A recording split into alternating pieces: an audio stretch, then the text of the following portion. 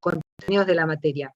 Esta unidad comienza por, está planteada, digamos, a partir de si existe o no la categoría de los derechos reales administrativos. Ven que dice en concepto, enumeración, fuente, finalidad. Esta idea de la existencia de derechos reales administrativos no es nueva, tiene sus orígenes, les diría, por el siglo, por principios del siglo XX, por el siglo XIX, si se quiere. Es decir, fue atisbada esa idea de la posibilidad de la existencia de derechos reales administrativos, que son derechos, es una categoría semejante o análoga a la de los derechos reales civiles, es decir, son los derechos que se ejercen sobre las cosas. Hay una relación real, una relación de un sujeto con la cosa, a imagen y semejanza de lo que ocurre en las relaciones privadas, pero de titularidad del Estado, es decir, esta sería la diferencia con el derecho real administrativo. Esto está explicado en el manual de la cátedra, en el libro de la cátedra. Si nosotros tomamos en cuenta, por ejemplo, la denominación de derechos reales y el concepto de derechos reales que trae el régimen de derecho común, porque en el derecho administrativo y en el derecho público no tenemos un código con conceptos, como sí tenemos en el derecho común. El artículo, por ejemplo, no. El artículo 1800, exactamente, el 1882, es ese concepto que ustedes conocen, ¿no? Del derecho civil, que el derecho real es el poder jurídico de estructura legal que se ejerce directamente sobre su objeto, en forma autónoma y que atribuye al titular las facultades de persecución y preferencia y las demás previstas en este código. A su vez, esta disposición luego continúa con una serie de normas relacionadas al derecho real, civil, por supuesto, en las relaciones, y la enumeración de estos derechos, dominio, condominio, bueno, hay una cantidad que por ustedes es conocida, propiedad, cementerio, la superficie, el usufructo, el uso, la habitación, servidumbre, hipoteca, etc. ¿Esto existe o puede existir en cabeza del Estado? Bueno, el tema es que no se ha desarrollado contundentemente como otras instituciones del derecho público, del derecho administrativo. Y hay una polémica en la base de esta, digamos, de esta institución o de la posibilidad de considerar que existen derechos reales administrativos. Bueno, de hecho, en el libro de la cátedra se parte de la base de esa existencia, porque, bueno, el autor de esa parte del libro, Carlos Bottazzi, está dentro del sector de estudiosos o de autores que consideran que existen los derechos reales administrativos. Pero bueno, en la base hay una discusión sobre esta temática. Se considera que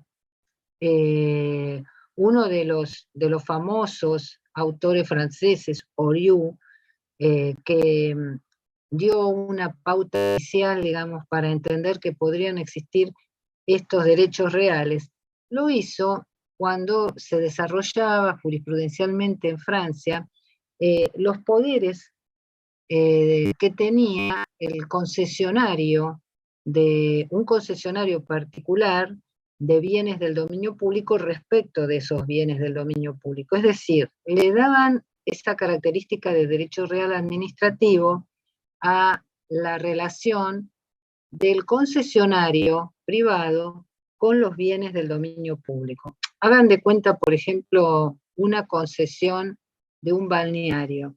El concesionario privado respecto de esos bienes públicos o de los bienes públicos que forman parte de esa concesión, esos derechos que puede ejercer respecto del bien para preservar la explotación de esa concesión, es el equivalente a lo que les estoy comentando, ¿no?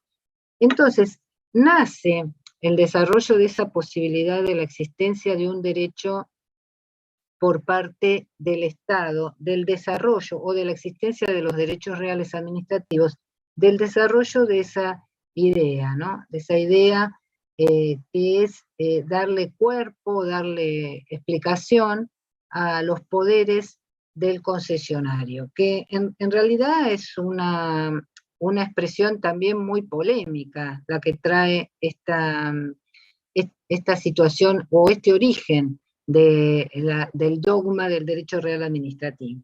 Después esto se desarrolló un poco más en algunos otros países. También hay algunos autores, pero no quiero entrar mucho en ese detalle. En España, por ejemplo, autores conocidos conocidos para el derecho administrativo como González Pérez o Villar Palací también admitieron la posibilidad o admiten la posibilidad del derecho real administrativo, pero siempre muy acotado, considerando principalmente esa situación del concesionario respecto de los bienes del dominio público objeto de la concesión, o que forman parte de la concesión. De esta forma, hay, podemos decir, una polémica que se centra en que se trataría el derecho real de una situación jurídica propia del derecho civil y que no sería trasladable al derecho administrativo, porque en el derecho administrativo, en rigor, no se puede hablar de una relación que tenga el objeto exclusivo, que se trae como objeto exclusivo sobre una cosa, sino que lo importante es el impacto que eso tiene en el interés público. Y al mismo tiempo, destacando que el origen de ese concepto de derecho real administrativo tiene que ver con una figura que no es en rigor un derecho real, que es la figura del concesionario con relación a bienes del dominio público. Se dice y se critica que en realidad esa situación del concesionario de los bienes del dominio público no es un derecho real, sino que es un derecho personal el que tiene, porque es similar al derecho que tiene un locatario respecto de un bien que pertenece en propiedad a otro sujeto. En fin, lo importante de destacar es que esta categoría o esta institución de los derechos reales administrativos sigue polémica, en realidad no ha tenido un gran desarrollo. En nuestro país hay algunos autores que han admitido la existencia del derecho real administrativo, pero solamente para esa figura del concesionario, por ejemplo, Marienhof. Después hay otros autores que han admitido la existencia de derechos reales con un poco más de amplitud. Por ejemplo, uno de esos autores es Revidati. Es decir, habría dos posturas para quienes admiten la posibilidad del derecho real administrativo.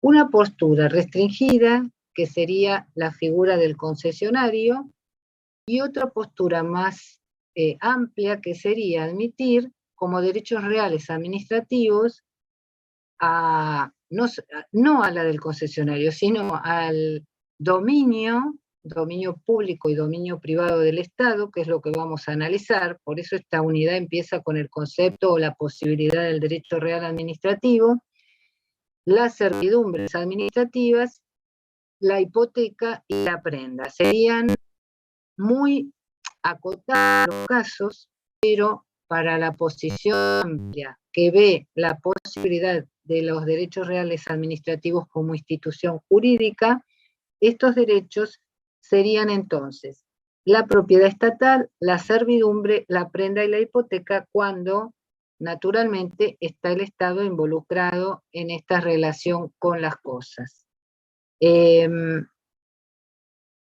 Dejo a salvo entonces que se trata de una institución polémica en ese sentido, que parecería querer trasladar una una situación o un tipo de derecho inherente al derecho civil al derecho público, cuando no está consagrado como tal. Claro, profe, Pero yo ahí, entiendo que la doctrina, discúlpeme, que la doctrina que busca explicación en el derecho real administrativo se basa también en la necesidad de dar un sustento más cabal dentro de lo que es el derecho común a la figura del dominio estatal, a la figura del patrimonio estatal. ¿Sí? ¿Qué me decía? Nahuel, ¿estaba hablando? sí, sí, no, estaba pensando en que los derechos reales son creados por ley, y en este caso los crearía la doctrina a través de Marienhof. No, no lo crea la doctrina, porque lo que hace la doctrina es darle explicación a una situación que está creada por la ley, porque el dominio público, la servidumbre administrativa, está bien que en relación a los derechos reales en el Código Civil y Comercial se dice cuáles son los derechos reales civiles, pero no dice derechos reales civiles. Pero acá los derechos reales que se consideran administrativos están creados por la ley, porque son el dominio del Estado, que puede ser dominio público o dominio privado, las servidumbres administrativas, que están todas creadas por ley, y la prenda y la hipoteca también surgen de la ley, porque son derechos de garantía. Entonces, lo que la doctrina hace es ver si a esos les asigna o no el carácter de derechos reales administrativos. Esa es un poco la discusión.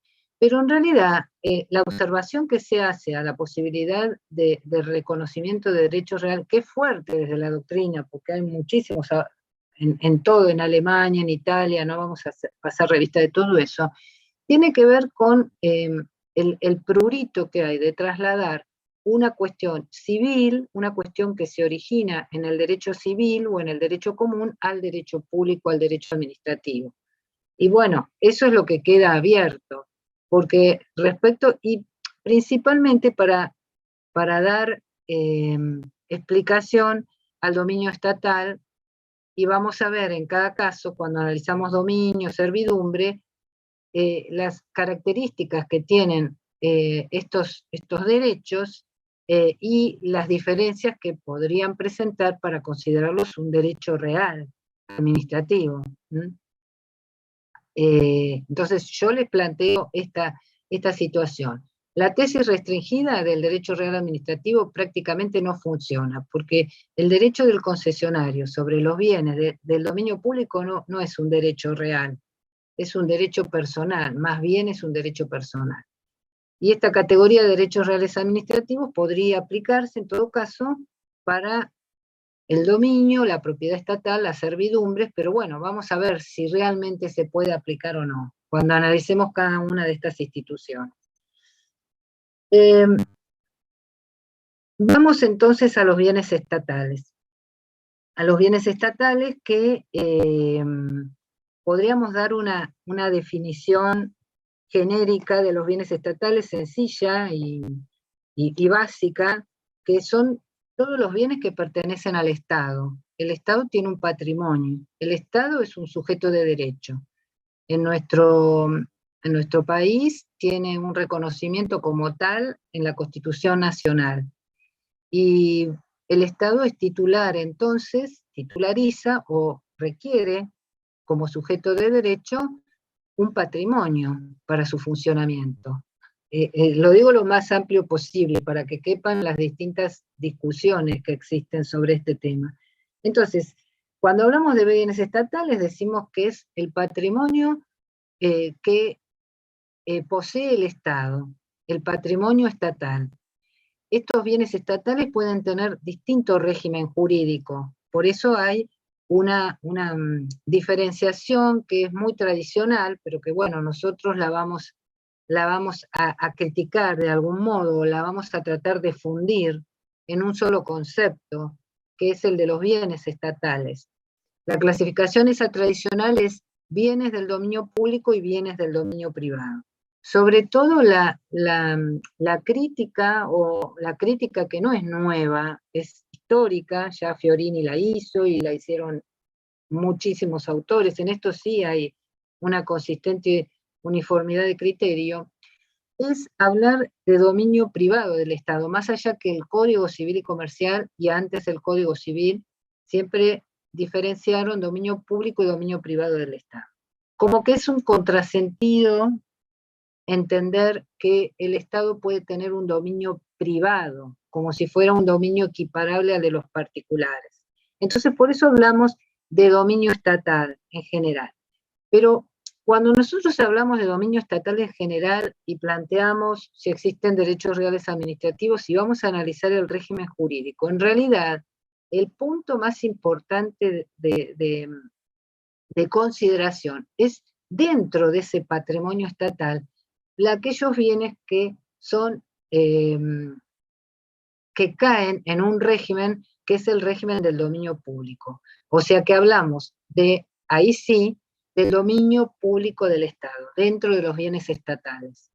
Y después hay otros bienes que también están alcanzados por la finalidad pública de otra manera, pero que son bienes estatales que no pertenecen al dominio público del Estado, sino que pertenecen a otro régimen jurídico, que el legislador común y tradicionalmente los venimos considerando o llamando bienes del dominio privado del Estado.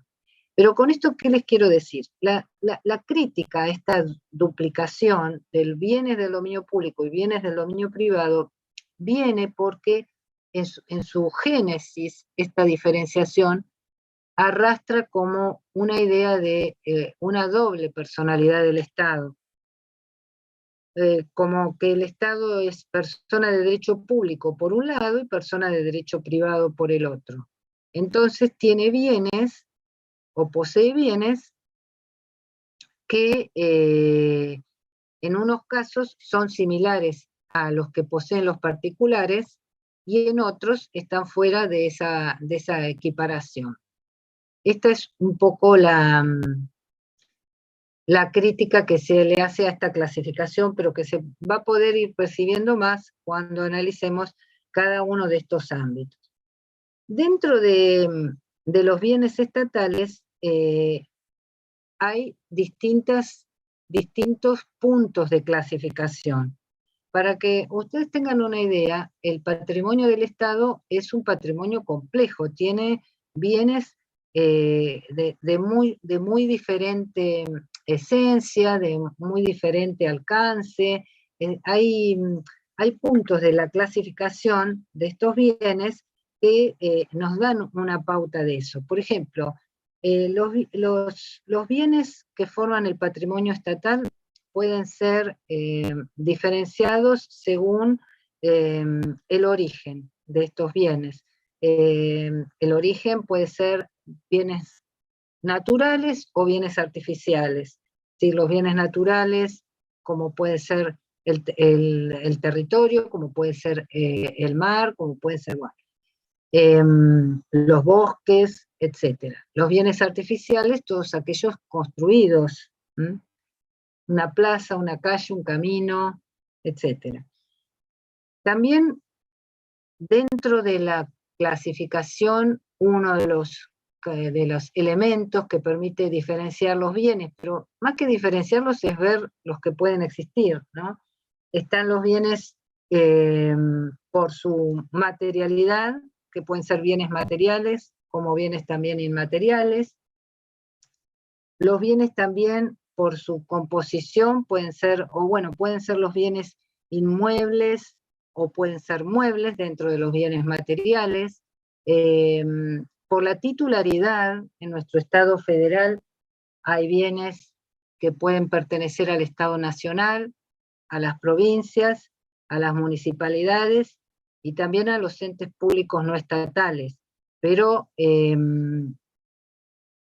no puede haber bienes estatales en cabeza de otro tipo de organizaciones. Los entes, por ejemplo, públicos no estatales no forman parte del Estado. Es decir, siempre estamos hablando de un patrimonio que corresponde al Estado. Entonces, en este sentido, y también surge del Código Civil y del Código Civil y Comercial la especificación de que estos bienes estatales pueden ser nacionales, provinciales o de la autoridad local que corresponda.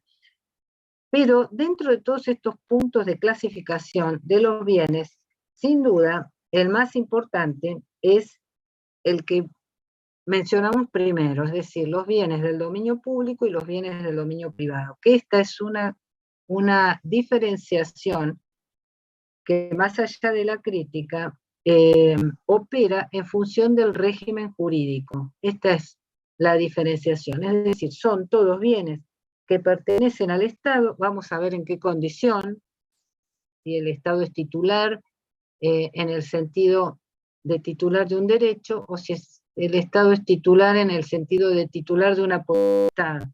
Pero el Estado es titular de los bienes y estos, según el régimen jurídico que tengan, diferencial pueden ser, entran en la condición de bienes del dominio público o de bienes del dominio privado. Y este es un poco el desafío de esta guía de estudio, de este análisis, que vamos a tratar de simplificar un poco para poder dar un panorama de esta cuestión.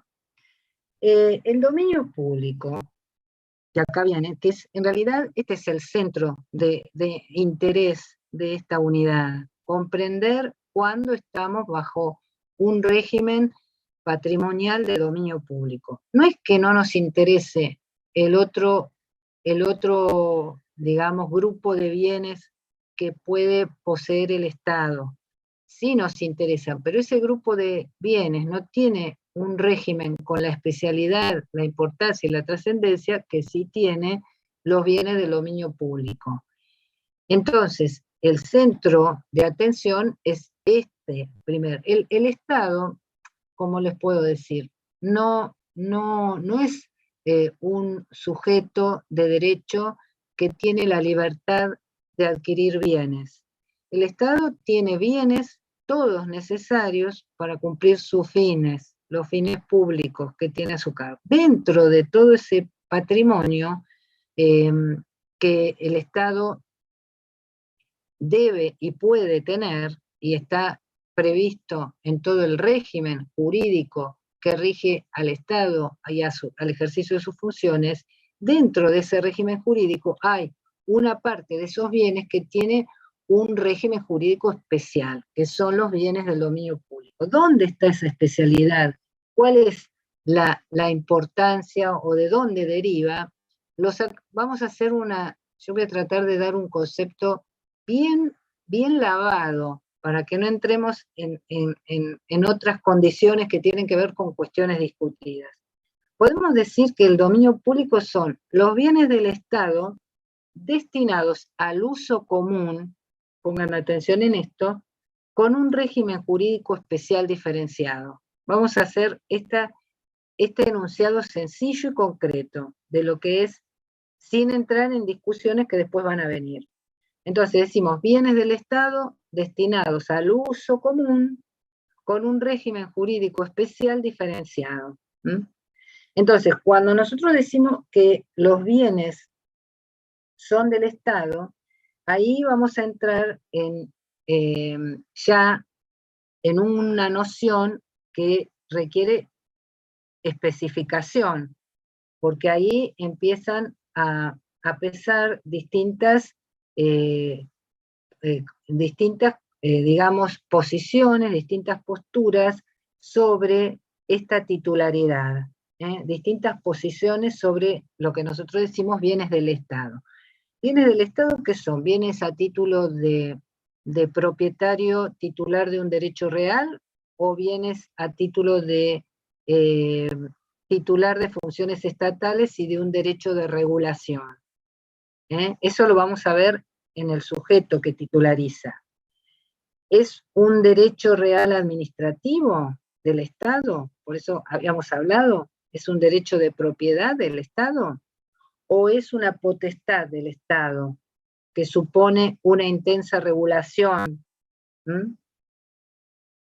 pero no una relación real del tipo del derecho real administrativo? ¿O es algo intermedio? El Estado es titular, pero no decimos mucho más. Entonces hay distintas posiciones, todas igualmente actuales, es decir, no hay una que excluya a la otra, no hay un predicamento total en favor del derecho real administrativo, no obstante que el Código Civil da pie para hablar de derecho real, no administrativo, no lo dice claramente, pero sí cuando habla de los bienes del Estado, ¿no? En relación a las personas. Bueno, cuando nosotros hacemos este planteo de las posiciones que pueden existir a partir de bienes del Estado, después podemos diferenciar que la necesidad de una titularidad por parte del Estado, eso es incuestionable, es decir, el Estado los bienes son del Estado, es decir, tiene que haber una titularidad del Estado. Ahora, ¿esa titularidad significa que hay un derecho real o puede haber otro tipo de titularidad que no sea la de un derecho real? Bueno, en realidad esto también ha sido un poco discutido en este sentido, ¿no? Para que nosotros hablemos de todas del patrimonio del Estado, tenemos que reconocer que hay una titularidad. La titularidad la tiene el sujeto público, porque además, sin esa personalidad, no se puede tener esa titularidad patrimonial. Sin embargo, autores y doctrina sumamente, digamos, cabal en nuestro país, como Marienhof o como Bielsa, que analizan la institución del dominio público desde el lugar de su finalidad principalmente, consideran que en realidad el titular del dominio público es el pueblo.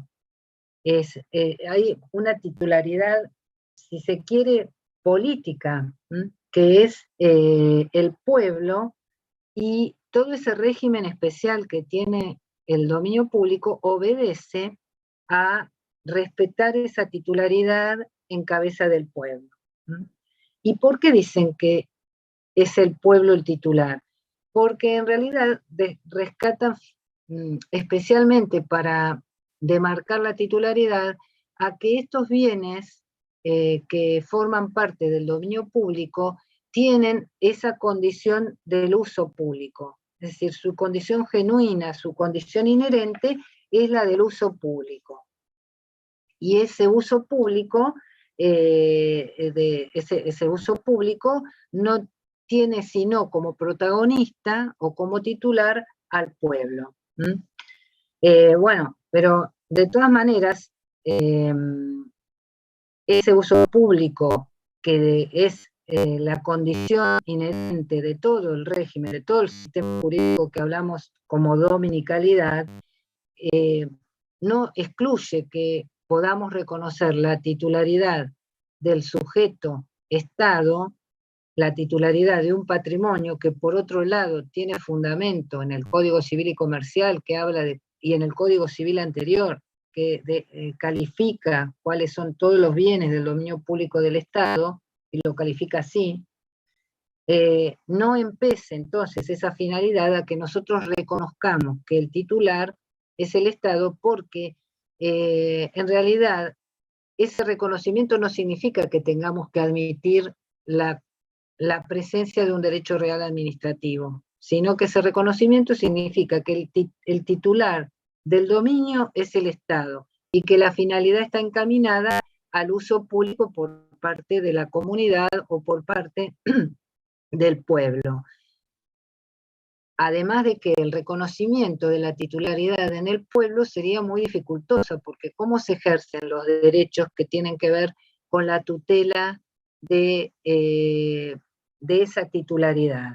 Lo cierto es que cuando hay más allá del uso público que puede defender el pueblo, cuando hay una problemática vinculada con la titularidad, siempre el legitimado para el ejercicio de cualquier tipo de acciones, ya sean acciones posesorias, acciones reivindicatorias, u otro tipo de acciones, incluso personales, acciones civiles, o acciones contencioso-administrativas, las tiene el Estado, nacional, provincial o municipal, el titular de ese bien. Entonces, también nosotros podemos acudir a otros enunciados. Les voy a dar yo un enunciado que es de un autor español, Manuel Balbé, que es muy importante en este tema del dominio público, porque este es el autor que desarrolló una doctrina vinculada, más que una doctrina, desarrolló un estudio vinculado con los elementos del dominio público. ¿Cuáles son los elementos esenciales? Fíjense, dominio público, concepto de elementos, los elementos esenciales que hacen a la configuración del dominio público.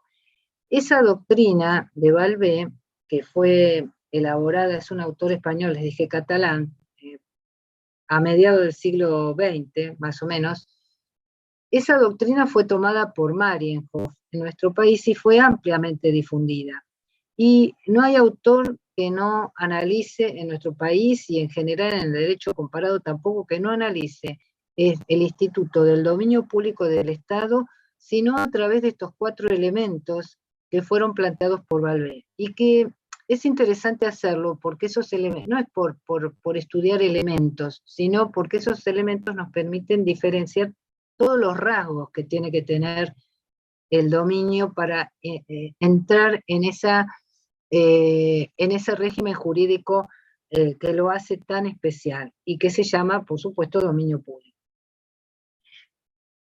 Balbé, cuando analiza y conceptualiza el dominio público, dice que es la institución de derecho público que rige las cosas objetivamente de cualquier clase, es decir, hay una gran amplitud sobre la cantidad de bienes que pueden entrar dentro de ese concepto de cosas, que correspondiendo su titularidad a una persona pública, es decir, reconoce la titularidad por parte de la persona pública, pero sin asignarle la condición de derecho real administrativo, se hallan directamente destinadas a sus funciones, es decir, destaca de todo ese contexto la funcionalidad de esos bienes sometidos a un régimen jurídico especial.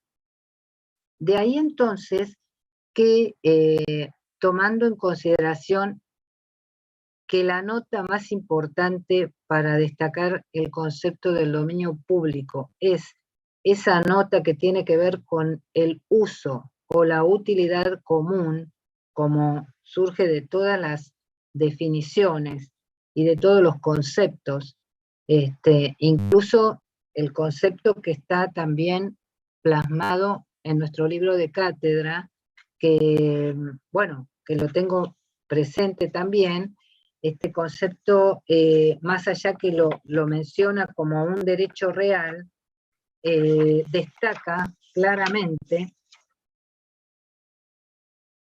el derecho real de propiedad tipificado por la índole de su titular, que es el Estado, y la finalidad, uso común, que justifica un régimen especial. Es decir, cualquiera sea la definición, hemos visto la definición, bueno, tenemos también la definición de Bielsa, la de Marienhof, no vamos a entrar en ese detalle, pero cualquiera sea la definición que tomemos, y más allá de esa, digamos, de esa polémica que pueda existir sobre la existencia o no del derecho real, destaca una titularidad del Estado, una finalidad, que es en principio el uso común, y un régimen jurídico diferenciado, más allá de que mencionemos o no que el dominio público sea un derecho real administrativo.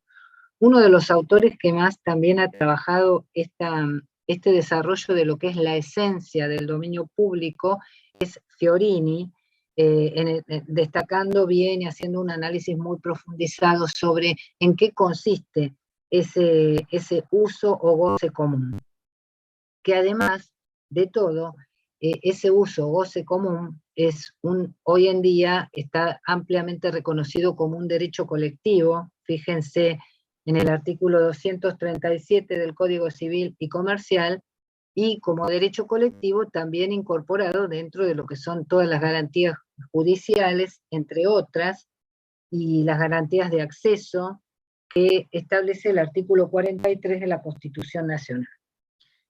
Volviendo entonces a los elementos que dan explicación a la esencia del dominio público, estos elementos son 4, y ya nos hemos ido aproximando a través de los distintos conceptos y definiciones que hemos dado de lo que es el dominio público.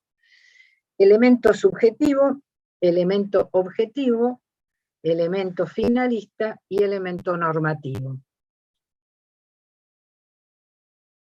El elemento subjetivo, volvemos, la titularidad. No podemos profundizar demasiado sobre esto, pero en el raconto que hicimos hay una titularidad que es el Estado, que es la mayoría de la doctrina la que acepta esto, y nuestra legislación, y la titularidad del pueblo, ya vimos las observaciones que tiene, en el sentido de no poder considerar que el pueblo tenga una personalidad jurídica, más allá de también lo que dicen las normas, ¿no? Esa personalidad indispensable para poder adjudicar el ejercicio de todas las potestades que tienen que ver con este régimen jurídico especial. Y por otro lado, recordar que esa titularidad del sujeto significa que tiene que ser un sujeto público, un sujeto estatal. Los entes no estatables no pueden ser titulares de este dominio público, tampoco los particulares, tampoco las sociedades con participación estatal. Siempre tiene que ser un sujeto público estatal o un ente descentralizado. De manera que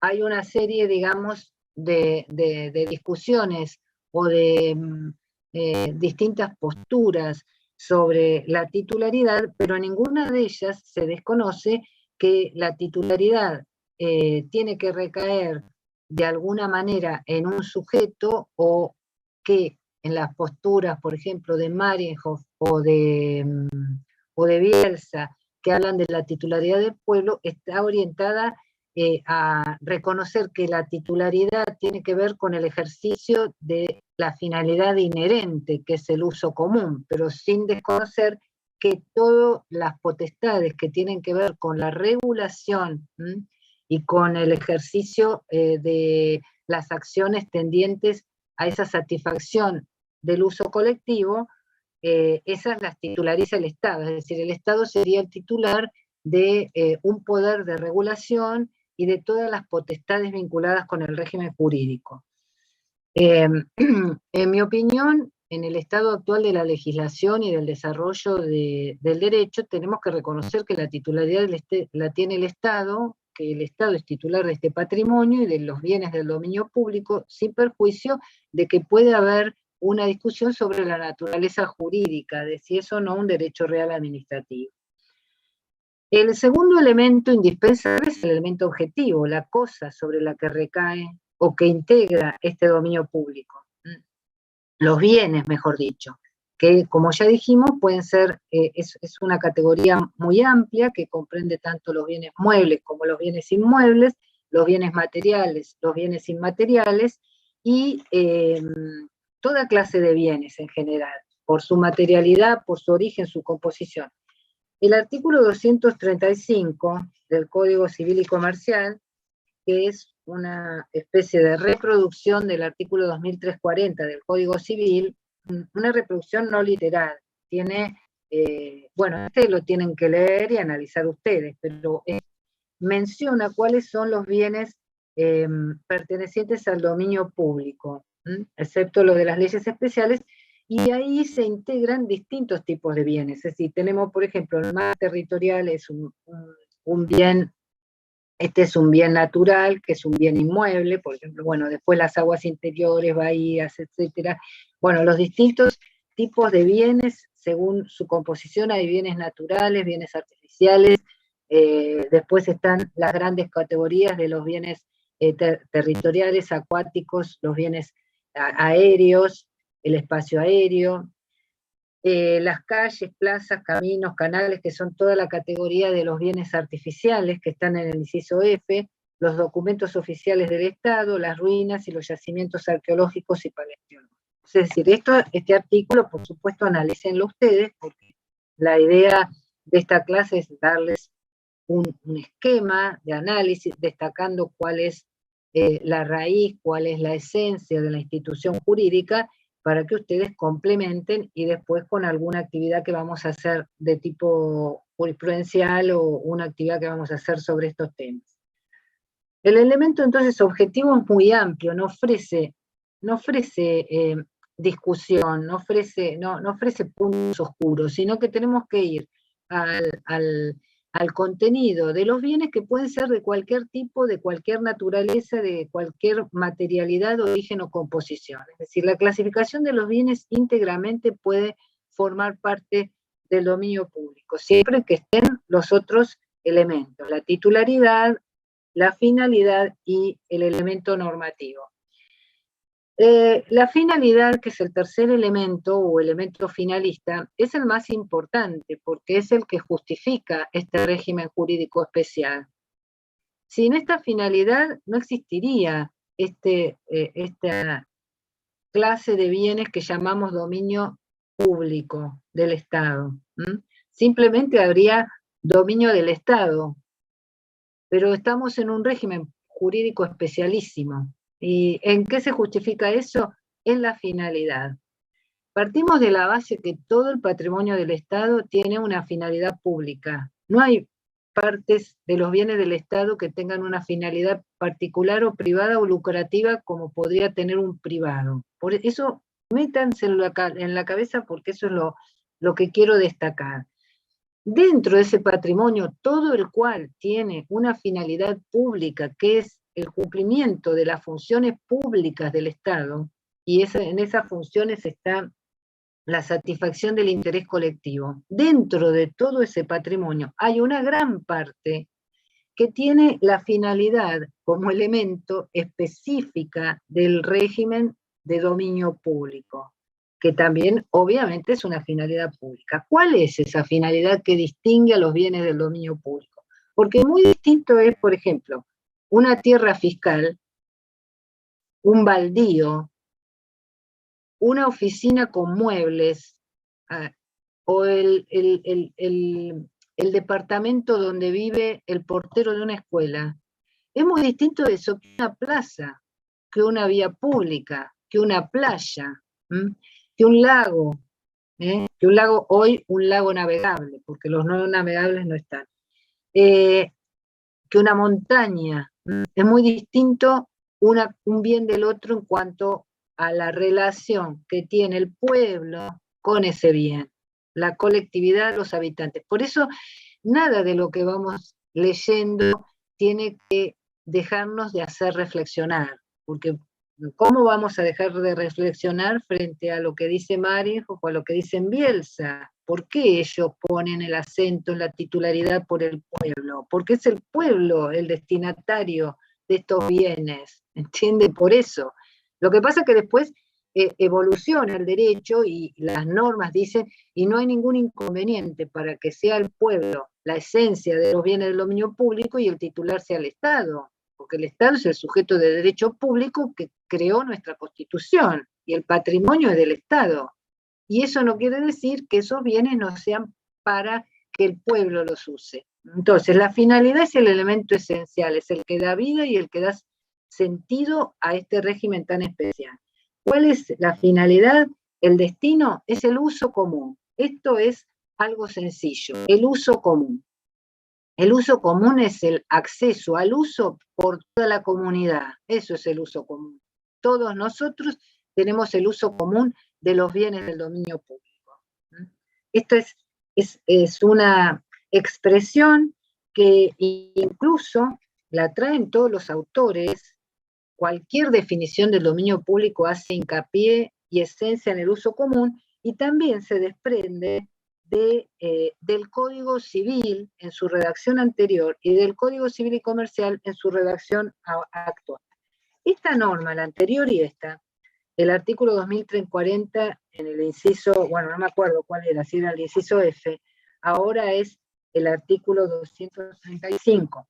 En el inciso F, Cuando mencionan, dentro de los bienes del dominio público del Estado, cuando mencionan a aquellos que forman parte de los bienes artificiales, porque obviamente que si hablamos del mar, de los lagos, de los ríos, si hablamos de todo, del aire, obviamente que esos bienes son para satisfacer el uso público, no tenemos que decir para qué están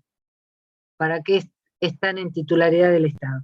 Pero cuando hablamos de otros bienes construidos, de obras públicas, por ejemplo, que es el inciso F, y es el mismo inciso correlativo del Código Civil y Comercial, del Código Civil que traía el artículo 340, estos incisos tienen un principio general.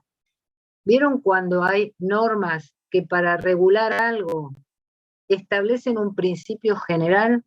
Bueno, esta es la norma, presten atención, que establece un principio general que se refiere al enunciado de la esencia de la finalidad de todo el régimen de los bienes del dominio público. Lo tenemos escrito en una norma.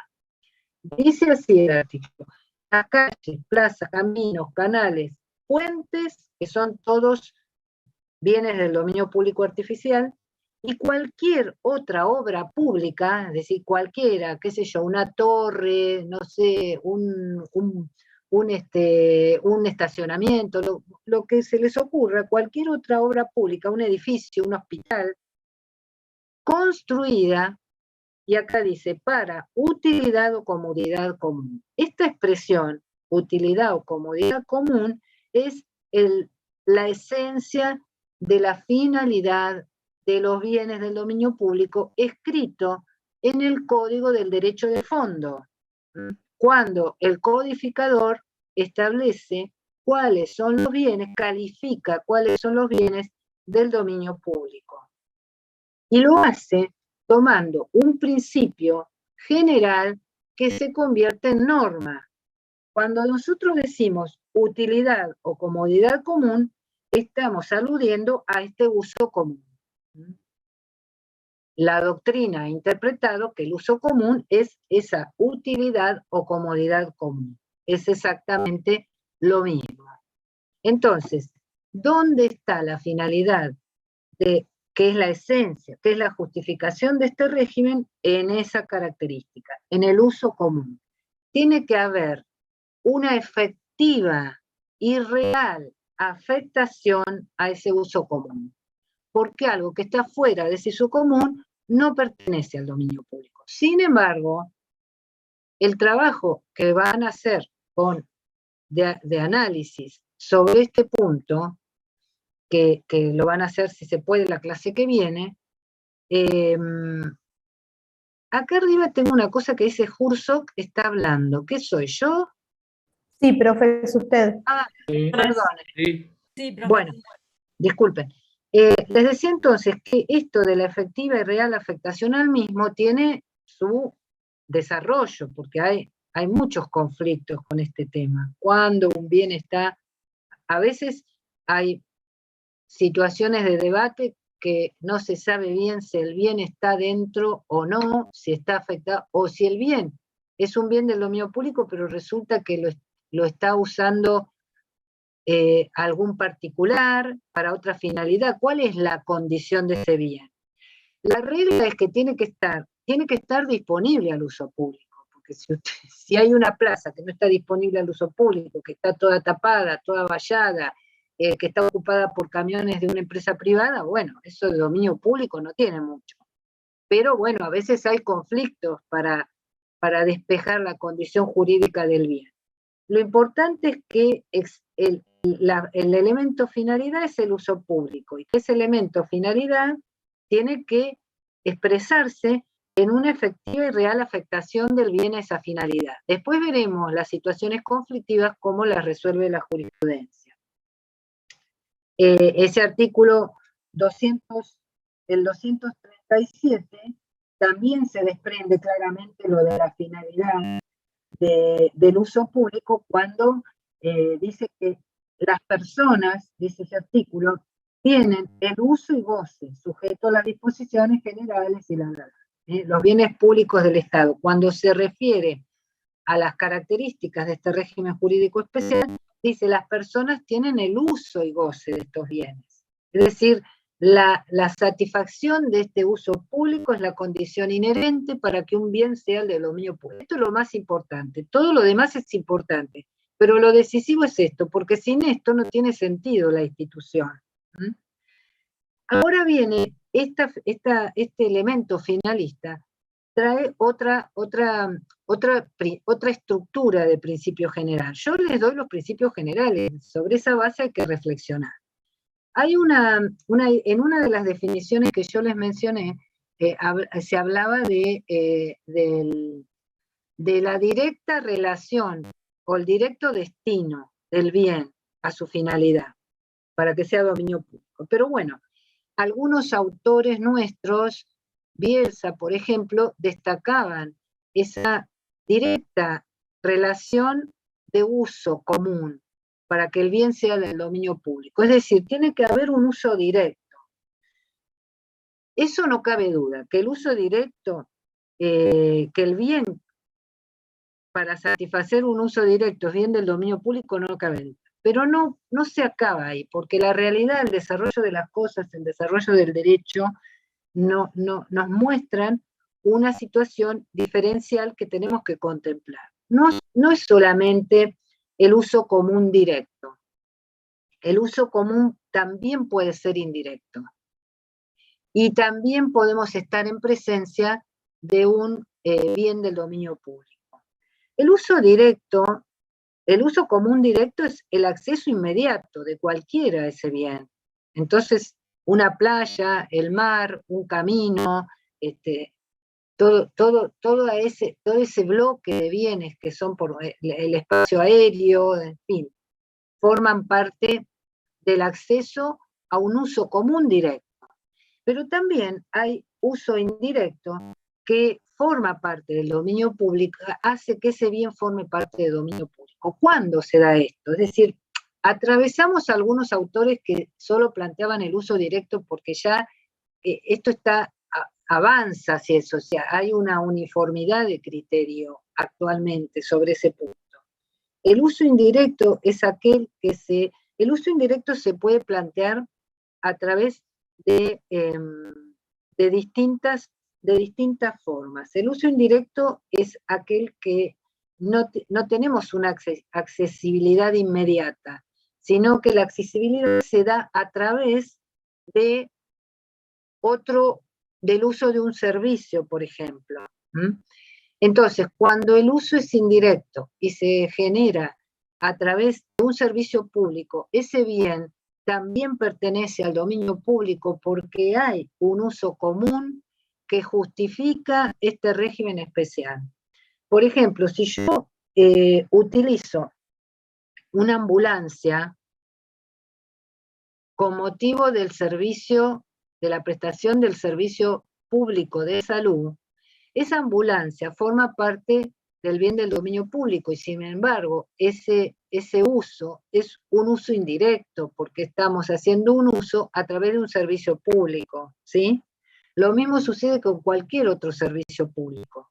Entonces, todos los bienes que se usan o que son de acceso común, pero a través de un servicio público, es decir, son bienes de uso indirecto, también forman parte de los bienes del dominio público. ¿Por qué? Porque la finalidad es inherente a este régimen. Está presente ese uso común. En resumen, el uso puede ser directo o indirecto. Para que estemos dentro del ámbito del dominio público, ese uso indirecto tiene que ser a través de un servicio público, porque hay otros bienes que pueden tener otros bienes del Estado que están dispuestos para satisfacer sus funciones y del cual puede haber un uso indirecto, pero entonces, si no hay servicio público ahí comprometido, no entran en el régimen de la dominicalidad y son bienes del dominio privado del Estado. Es decir, los bienes de uso indirecto, pero instrumentales al ejercicio de las funciones estatales, esos no entran en el bien del dominio público en ese régimen, sino que pertenecen a los que la ley denomina bienes del dominio privado del Estado. Perdón, profe. Esto es algo que yo les trato de expresar en términos de principios generales, pero que después se visualiza cuando se ven algunos casos concretos o cuando se ve algún ejemplo concreto. Si ustedes van a una biblioteca pública y piden un libro, ese libro es un bien mueble del dominio público, y la biblioteca es un bien también del dominio público, porque está siendo de uso común a través de un servicio público que es esa biblioteca. Ahora, ustedes no van a ir a la habitación donde vive el portero de una escuela o donde digamos, a los lugares donde vive el director de un hospital. Entonces esos son bienes del dominio privado del Estado como otros, pero esos tienen, bienes del dominio privado del Estado, tienen una relación indirecta con la satisfacción de la finalidad pública. Indirecta e instrumental. Por eso, como no interesa al desarrollo de un servicio público, no están dentro del régimen de dominicalidad. ¿Qué me preguntaban? No, yo le quería preguntar si justo daba un ejemplo más, porque la verdad que no me terminaba de quedar y no, claro porque los ejemplos se ven en la práctica. Por ejemplo, un parque nacional, un parque nacional, los ejemplos que les da el libro, los comedores escolares, todo lo que es un servicio público, aunque lo que es fácil de diferenciar es el uso directo y el indirecto. El directo es el que hacemos todo de lo que está disponible en forma directa. La calle, la plaza, el mar, la playa, todo eso es un uso directo. El aire, todos los espacios públicos. El uso indirecto es cuando nosotros ya lo hacemos a través de otra. Por ejemplo, vamos a un comedor, vamos a un parque, vamos a una biblioteca, es decir, ya estamos accediendo a esos bienes a través del servicio o a través de un esquema que forma parte de una prestación con servicio, como podría ser acceder a un parque nacional, o transportes. El transporte público, por ejemplo, es otro ejemplo. Los vagones de un tren, de la prestación de un servicio, bueno, todo lo que presta el Estado son bienes del dominio público, nosotros eso tenemos el acceso, el uso común, a través del servicio público. En cambio, hay distintos bienes que nosotros están relacionados, pero nosotros no vamos a tener acceso a eso, porque no está relacionado con la satisfacción de ese uso inmediato que nosotros, que transforma al bien en bien del dominio público. Es un poco ahí. Entonces, ese es un poco, es decir, yo podría decirles, miren, es el uso directo y nada más, pero no es así, porque la jurisprudencia ha ido analizando todos aquellos casos que forman parte por el uso indirecto a través del servicio público, más allá que eso no sea tampoco una opinión unánime de todísima la doctrina. Algunos autores han sostenido otra postura. Pero bueno, después vamos a ver algún caso para que ustedes puedan ver cómo funciona esto, algún caso judicial. Y por último, el elemento normativo, porque se nos está acabando el tiempo, y nos va a quedar bastante corta esta clase, el elemento normativo que también es fundamental, porque si ustedes me dicen a mí, ¿cuál elemento es más importante? Bueno, yo les tengo que decir que todos los elementos son importantes, porque si falta uno, no está el dominio público configurado. Pero de todos, a mi modo de ver, el más importante, porque destaca la esencia de la institución, es la finalidad, ¿sí? Ese es el más importante, porque sin eso todo lo demás no tiene sentido. ¿Me explico? Ahora, el elemento normativo es tan importante como los otros, porque sin una norma que diga estos bienes son del dominio público, el dominio público no está, sencillamente no se configura. Entonces, ¿cuál es la norma? el elemento normativo en nuestro país es el Código Civil y Comercial. ¿Por qué? Porque el artículo 75, inciso 22, determina que el Congreso dicta el código de fondo y en este ámbito es donde se establece la condición jurídica de las cosas, más allá que después haya un régimen de derecho público local, porque estamos en el área de derecho público, todo lo que corresponde al patrimonio del Estado es derecho público y nosotros tenemos derecho público local por el sistema federal que nos asiste. De manera tal que hay muchos temas vinculados con el patrimonio del Estado que tenemos que ir a la legislación local para ver, hay bienes que pertenecen a las provincias, bienes que pertenecen a las municipalidades, pero acá estamos de lo mayor a menor. ¿Por qué nosotros cómo sabemos si un bien es o no del dominio público? No quiero decir cómo sé si el hospital de la esquina de mi casa es un bien del dominio público de la provincia. No, yo digo, ¿cómo sabemos cuáles son los bienes que pertenecen al dominio público? Lo sabemos porque el Congreso, por el artículo 75, inciso 22, dicta el código de fondo y allí establece cuáles califica, esta es la palabra correcta, califica los bienes porque es el poder competente en el Estado federal para determinar la condición jurídica de las cosas. Entonces, lo hizo en el artículo 2340 del Código Civil anterior y lo vuelve a hacer en el artículo 235 del Código Civil y Comercial. Dice, bienes pertenecientes al dominio público. Son bienes pertenecientes al dominio público, excepto lo dispuesto por leyes especiales, y empiezan los bienes del mar territorial, las aguas. Léanlo, por favor, esto, los ríos, todo, lean y analicen bien cómo es el contexto de esta disposición. Ríos, etcétera, bueno, documentos, ruinas y demás. Después también establece los bienes de dominio privado, pero eso es otro.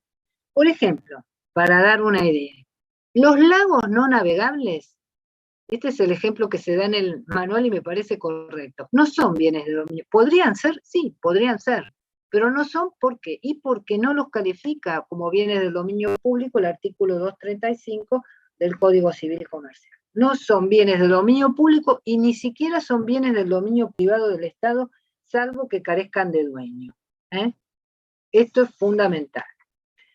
Y para ir cerrando, porque se nos está acabando el tiempo, no quiero extenderme por si hay gente que se tiene que ir a la facultad, que ya se deben haber ido, el Código Civil y Comercial también establece los caracteres, y acá vamos al régimen jurídico, o sea, acá ya vimos los 4 elementos esenciales para la configuración del dominio público. ¿Y cuáles son los caracteres de este régimen jurídico? Que después muchas leyes especiales van a especificar, pero básicamente son 3 los caracteres que ustedes los conocen, pero que son exorbitantes del derecho en general. Artículo 237 del Código Civil y Comercial, que antes establecía el Código Civil también de la misma manera. Están fuera del comercio estos bienes, son inenajenables, inembargables e imprescriptibles. ¿Qué les parece? ¿Poco? Están fuera del comercio, están fuera de toda posibilidad de persecución a través de embargos y demás, y además son imprescriptibles.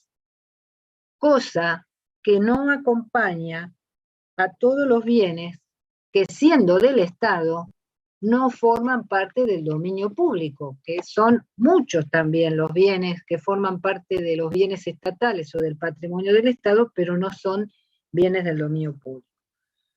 Yo no quiero entrar ahora, es decir, todos los 45 primeros minutos de la clase los dedicamos a hablar del tema de la promoción, de la virtualidad, que es muy enriquecedor también, y yo creo que a mí me resulta muy bueno poder intercambiar ideas con ustedes, porque escucho distintas opiniones, distintas inquietudes, y en todo lo que les digo no hay reprobación de nada, simplemente estamos compartiendo pensamientos e ideas, y vamos viendo a ver qué desenlace podemos ir teniendo. Eso hizo entonces que nos quedara nos quedara una parte sustancial de la clase sin concluir. Entonces, probablemente para la próxima clase vamos a concluir esto y ya vamos a dejar planteada una actividad para que ustedes puedan hacer en relación a estos temas. Por eso les pido, por favor, que lean todo lo que trae el manual en este tema, porque así vienen más preparados y pueden, digamos, aprovechar mejor la clase, lo que falta, y vemos, todavía no tenemos bien definido cómo vamos a hacer la actividad, pero sí les vamos a dar la primera actividad que va a tener que ver con vinculada con estos temas de los bienes estatales. Bueno, no sé si alguien me quiere decir algo más o tiene algún comentario, y si no, nos vamos despidiendo. Profe, disculpe, Ontiveros Florencia. Sí.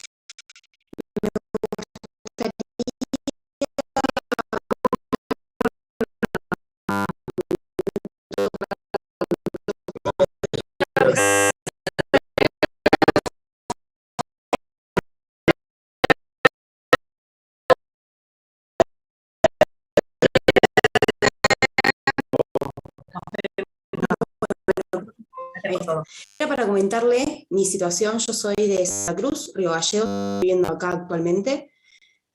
Soy alumna regular